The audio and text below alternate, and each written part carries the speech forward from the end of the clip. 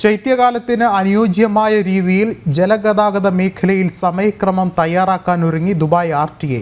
Ferry, അബ്ര, water taxi എന്നിവയ്ക്ക് ഈ മാസം 30 മുതൽ പുതിയ ഷെഡ്യൂൾ നിലവിൽ വരും.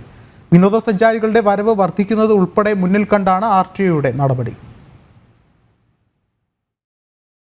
ദുബായിൽ ജലഗതാഗത മേഖലയിലെ യാത്രക്കാരുടെ എണ്ണം ഉൾപ്പെടെ കണക്കാക്കി ഓരോ സീസണും അനുസരിച്ചാണ് RTA സമയക്രമം നടപ്പാക്കുന്നത്.